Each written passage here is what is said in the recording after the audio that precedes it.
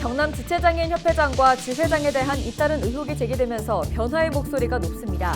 회장 직선제의 필요성이 제기되고 있습니다. 지자체마다 체험시설 등 굵직한 기관을 유치하려 안간힘을 쓰고 있는데 경제적 효과가 큰 이유입니다. 지난해 9월 개관한 경남 미래교육원이 의령군 지역경제 발전의 효자 역할을 톡톡히 하고 있습니다. 자유롭고 개성이 넘치는 곳을 힙하다라고 표현합니다. 곳곳에 힙한 감성이 스며들며 관광객들의 발길이 끊이지 않는 곳이 있습니다. 영상으로 만나봅니다.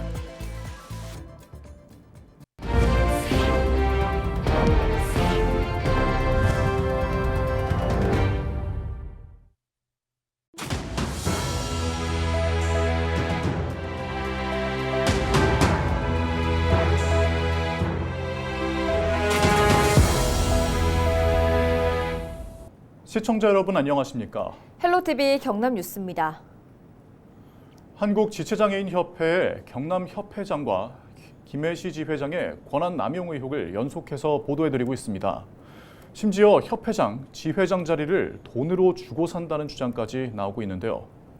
이런 문제를 근본적으로 해결하기 위해서는 한국지체장애인협회 중앙회장이 협회장과 지회장을 임명하게 되어 있는 정관을 고쳐야 한다는 주장이 나오고 있습니다.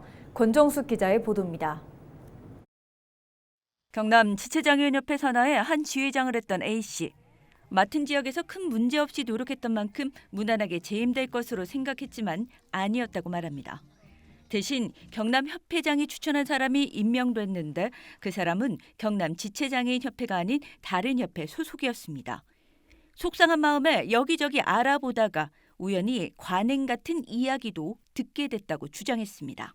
그래서 그 돈을 줘가지고 때리고 난 뒤에 다시 돈을 뭐 돌려줬다는 얘기가 들리는데 돈을 없었으면 그런 돈이 오갔겠습니까? 자기가 그 모여있을 때 내가 돈을 줬다. 다른 회장들한테 때려진 회장들한테 그래 다 알게 된 거죠.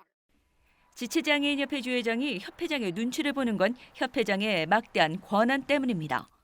100억대 예산을 주무르고 사람을 움직이는 인사권이 대표적입니다. 현재 국내 4대 장애인협회 중 협회장과 지회장을 회원들의 투표로 뽑지 않고 중앙회 회장이 임명하는 곳은 지체장애인협회가 유일합니다. 중앙회장이 협회장을, 협회장이 추천한 지회장을 중앙회장이 임명하다 보니 줄을 설 수밖에 없는 구조입니다. 사업권도 무시할 수 없는 권한입니다. 운영하던 사업을 하루아침에 접을 수 있는 협회장. 실제 몇 년 전 경남협회장은 양산지회에 일자리 사업을 반납했고 이 때문에 600여 명에 달하던 직원과 활동지원사 이용자가 직업과 지원을 잃었습니다. 사업을 반납하겠다는 경남협회장의 말에 김혜지의 직원들이 걱정하는 이유입니다.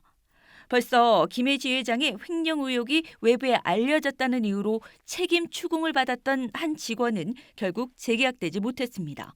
그런 얘기 듣고 나서 저희들이 많이 불안하고 이제 한순간에 일자리를 잃게 되는 거잖아요. 이용자분들도 이제 서비스를 못 받게 되는 경우가 있기 때문에 많이 불안해하고 있는 상황입니다.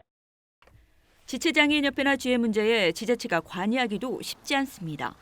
지원사업 예산 사용에 대한 증빙만 되면 문제가 없다 보니 가짜 증빙으로 서류를 맞춰 횡령하더라도 지자체가 적발하기 어렵습니다. 이 때문에 지체장애인협회 정관 개정이 시급하다는 주장이 나옵니다. 직선제를 안 하고 임명제를 하다 보니까는 지회장이나 협회장을 자기 사람 심의를 하다 보니까는 회원들의 불만으로 얘가 이런 문제가 생기는 것이고 간에서도 거기에 대한 개입이 좀 있어야 되는데 간에서도 일체 그런 개입이 없고 또 무슨 문제가 생기면은 아무 책임이 없는 직원이나 회원들한테 전부 다 책임 회피를 돌리는. 정관 개정은 지회장으로 구성된 이사진 회의와 대의원 회의를 거쳐야 하는 쉽지 않은 과정.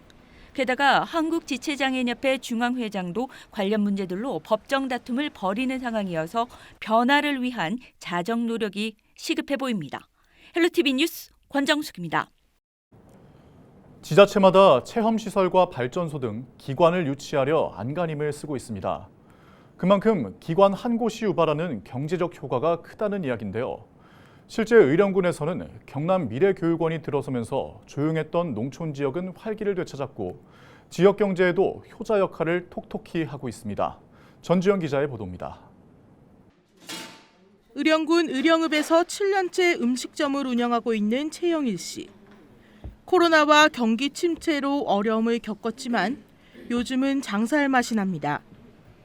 지난해 9월 경남 미래교육원이 들어선 이후 유동인구가 늘면서 상권이 되살아나고 있기 때문입니다. 실제 지난해에 비해 매출도 2배 이상으로 껑충 뛰었습니다. 했는데 매출이 많이 올랐어요. 이게 실질적으로 한 100% 정도는 오른 것 같아요. 다른 지역 다 장사 안 된다 하는데 장사하는데 큰 문제 없이 그냥 할 수 있고 그것만 해도 엄청나게 좋은 거니까요. 개관한 지 7개월여 만에 경남 미래교육원은 7만 8천여 명이 다녀갔습니다. 의령 인구 2만 5천 명에 3배가 넘습니다. 의령을 찾은 사람들을 지역 상권으로 유도하기 위한 도교육청과 의령군의 노력도 있었습니다. 미래교육원에서 프로그램에 참여한 학부모와 학생들이 지역 식당 등을 이용할 수 있도록 한 것입니다. 이로 인한 경제 유발 효과는 실제 13억 원 정도입니다. 경기 침체와 인구 감소로 어려움을 겪고 있는 우리 군의 지역 경제에 약 한 40억 원 이상의 경제 파급 효과가 나타날 것으로 예상하고 있습니다. 다양한 사업을 발굴해서 다시 찾고 싶은 의령과 지역 상권이 지속적으로 살아날 수 있는 사업을 계속 추진해 나갈 계획입니다. 경기 침체와 인구 소멸 위기로 그저 조용한 농촌 지역이었던 의령군. 그곳에 들어선 경남 미래교육원이 단순 교육기관을 벗어나 지역과 연계하면서 새로운 활기를 불어넣고 있습니다. 헬로티비 뉴스 전주연입니다. 지난달 거제 한 조선소에서 일어난 선박 폭발 화재 사고로 작업자 1명이 추가로 숨져 사망자가 3명으로 늘었습니다. 고용노동부 통영지청은 17일 화상을 입었던 60대 작업자가 병원 치료를 받다가 지난 11일 숨졌다고 밝혔습니다. 지난달 27일 거제시 사등면 한 선박 수리 전문 조선소에서 신호로 선박 엔진룸 기름기를 세척하는 작업 중 폭발과 함께 불이 나 11명이 중경상을 입었습니다. 이 사고로 지금까지 하청업체 대표와 작업자 등 총 3명이 숨졌습니다. 고용노동부는 작업 중지 명령을 내리고 사고 경위와 함께 중대재해처벌법 위반 여부 등을 조사하고 있습니다. 창원시의회가 16일 4조 1,467억 원 규모의 올해 첫 추가 경정 예산안을 심의해 2건의 사업 4억 2천만 원을 삭감했습니다. 삭감 내용은 조선업 신규 취업자 이주 정착비 5천만 원 가운데 2천만 원, 제왕산공원 맨발 산책로 조성 사업 4억 원 전액입니다. 창원시의회는 예산이 과다 편성됐거나 급하지 않은 사업에 대해 예산을 삭감 의결했다고 밝혔습니다. 창원시가 기존 10실국 8직속기관 8사업소에서 11실국 8직속기관 6사업소로 조직 개편에 나섭니다. 개편안은 도시공공개발국과 산업단지 및 공유재산 전담 조직을 신설하고 기존 도시개발사업소 산업입지과와 개발사업과를 도시개발사업과로 통합합니다. 창원시는 조직 개편안이 시의회를 통과하면 오는 7월부터 시행할 예정입니다. 함안군이 오는 7월 말까지 2024년도 지역사회 건강조사를 실시합니다. 조사 내용은 흡연과 음주, 식생활 등 건강 행태와 고혈압, 당뇨병 등 만성질환 등 총 17개 영역 172개 문항입니다. 조사는 보건소 소속 조사원이 표본 추출로 선정된 19세 이상 주민 900명의 집을 방문해 1:1 면접으로 진행할 예정입니다. 자유롭고 개성이 넘치는 곳을 힙하다라고 표현하죠. 곳곳에 힙한 감성이 스며들며 관광객들의 발길이 끊이지 않는 곳이 있습니다. 네, 바로 부산 점포동 카페거리입니다. 감성적인 카페에 소품샵 또 먹거리가 가득해서 점포동이 아니라 힙호동이라고도 불린다고 하는데요. 영상으로 담았습니다.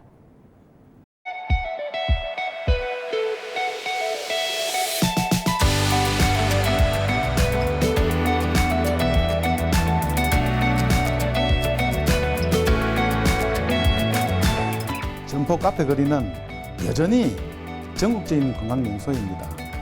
철물점 등이 있었던 공구거리가 카페 거리로 변한 특이한 곳인데요. 2017년 뉴욕타임즈에 세계에서 꼭 가봐야 할 곳으로 선정된 곳이기도 합니다.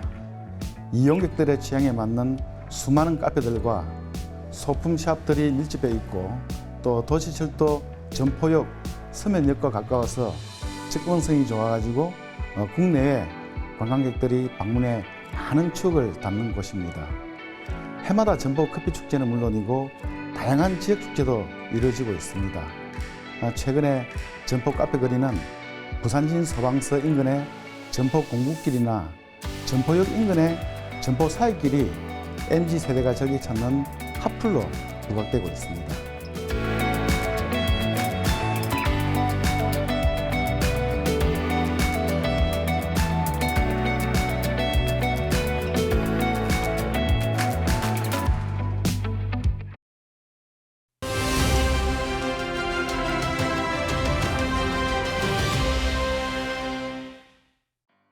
Haven't we made it, my love? Oh, honey, look how we made it this far. 1970년대까지만 해도 중매 결혼이 참 많았습니다. 친인척이나 이웃, 지인들의 소개로 선남선녀들이 다방에서 맞선을 보고 심지어 결혼에 골인하는 경우가 적지 않았습니다. 최근 지자체가 그 역할을 자처하고 나섰습니다. 만원과 비혼이 저출생 고령화, 인구 절벽, 그리고 지역 소멸과도 연결돼 있기 때문일까요? 세종시가 지난 11일 미혼 남녀 40명을 대상으로 인연 만들기 행사를 개최했습니다. 여기서 총 6쌍의 커플이 탄생했다고 하는데요. 비대면 코로나19와 불황의 여파로 이성 간 만남의 기회를 많이 갖지 못한 젊은이들을 위한 이번 행사에 326명이 신청했을 정도로 관심과 열기가 무척 뜨거웠다고 합니다. TV 예능 프로그램처럼 팀 레크레이션과 첫인상 투표, 대화 시간 등 재미있는 구성을 통해 짝을 찾을 수 있도록 꾸민 것이 그 효과를 거뒀나 봅니다. 왠지 다른 지자체에서도 경쟁적으로 이런 미혼 남녀 인연 만들기 행사를 기획할 것 같은 예감이 드는데요. 인생의 반려자를 찾기 어려운 각박한 현대 사회에서 이런 기회를 통해 소중한 인연이 많이 맺어지기를 희망해 봅니다. 헬로티비 브리핑이었습니다. 해운대구가 그린시티를 노후 계획도시 선도지구로 지정받기 위해 본격적으로 나섭니다. 구는 23일 해운대 문화회관에서 노후계획 도시정비 주민설명회를 엽니다. 이 자리에서 국토연구원과 한국토지주택공사는 노후계획도시 정비특별법 기본방침에 대한 설명과 미래도시지원센터를 소개하고 주민과 질의응답을 가질 예정입니다. 해운대구는 새로 제정된 법령에 대한 주민의 이해를 돕기 위해 부산시에서 진행하는 설명회와 별개로 해운대구에서 설명회를 열 수 있도록 국토부에 요청했다고 설명했습니다. 김해시가 30년 만에 시목을 입합나무로 변경했습니다. 시는 지난해 말부터 시민들의 의견과 전문가 자문, 시의회 의결을 거쳐 입합나무를 새로운 시목으로 선정했습니다. 입합나무의 흰 꽃은 풍요로운 김해를, 나무의 긴 생명과 역사는 김해시의 무궁한 발전을 상징한다고 시는 밝혔습니다. 기존 시목이었던 은행나무는 지난 1995년 김해시와 김해군이 통합될 당시 지정됐습니다. 하지만 그동안 상징성과 대표성이 부족한 데다 열매 악취로 인한 부정적 인식이 늘어 변경해야 한다는 여론이 있었습니다. 부산 KCC 이지스 농구단이 이전 첫 해에 우승을 거둔 가운데 부산시가 사직농구장 시설을 대폭 개선하기로 했습니다. 시는 다음 시즌이 개막하기 전에 사직농구장 주경기장 바닥 등 시설 재정비에 나설 계획입니다. 지난 챔피언 결정전에서 10,000명이 넘는 관중이 사직농구장에 입장했지만 전광판과 오래된 좌석 등 경기장 시설과 운영을 개선해야 한다는 목소리가 잇따랐습니다. 의령군이 농기계 사고 발생 시 농민들의 경제적 부담을 덜기 위해 농기계 종합보험료 90%를 지원합니다. 농업경영체에 등록된 만 19살 이상 국민 또는 농업법인이면 신청 가능하며 가입 대상은 경운기와 트랙터, 콤바인 등 농기계 12종입니다. 신청은 주소지 인근 농축협을 방문하면 됩니다. 이상으로 뉴스를 마칩니다. 저희는 언제나 지역민 여러분과 함께합니다. 시청해주신 여러분 고맙습니다.